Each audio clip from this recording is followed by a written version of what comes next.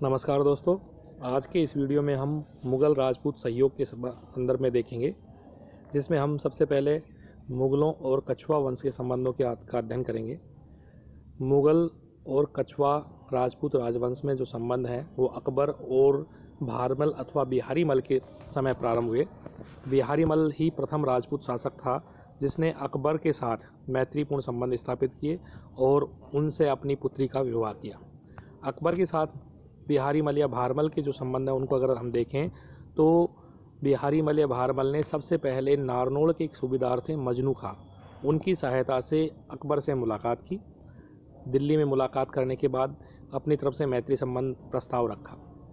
उसके बाद जब अकबर अजमेर की यात्रा के दौरान अकबर जब अजमेर दरगाह शरीफ पर जा रहे थे, उस समय इन्होंने चगताई तुर्क के माध्यम से मध्यस्थता से या उनकी मध्यस्थता से सांगानेर में मुलाकात की और अकबर के समक्ष अपनी पुत्री का विवाह और मैत्री संबंधों का प्रस्ताव रखा। लेकिन अकबर ने उस समय इन संबंधों पर कोई ध्यान नहीं दिया।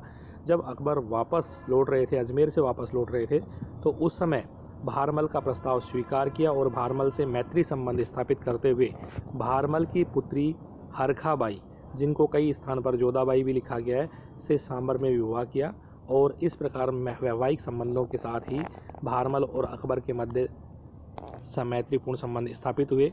इस प्रकार प्रथम राजपूत शासक थे जिन्होंने मुग़लों से वैवाहिक संबंध स्थापित किया, वो थे भारमल अथवा बिहारी मल।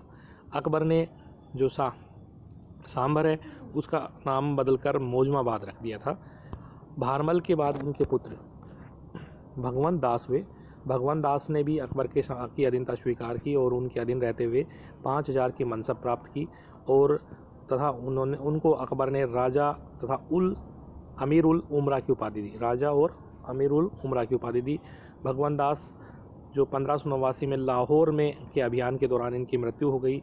जो पहले एक प्रथम शासक थे जिनकी मृत्यु प्रथम राजपूत शासक या कछवा शासक थे जिनकी मृत्यु विदेश में हुई या मुग़ल सेवा में करते हुए हुई।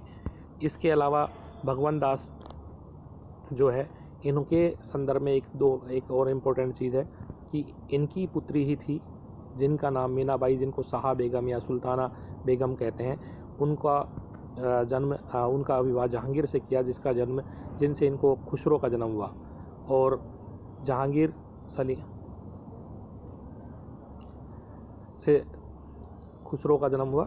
और इस प्रकार हम कह सकते हैं कि प्रारंभिक दोनों शासकों ने ही अकबर के साथ मैत्रीपूर्ण संबंध स्थापित किए। अगले वीडियो में हम मानसिंह के बारे में अध्ययन करेंगे, जिनके ऊपर एक स्वतंत्र वीडियो बनाएंगे ताकि उनका पूरा योगदान कवर हो सके। धन्यवाद।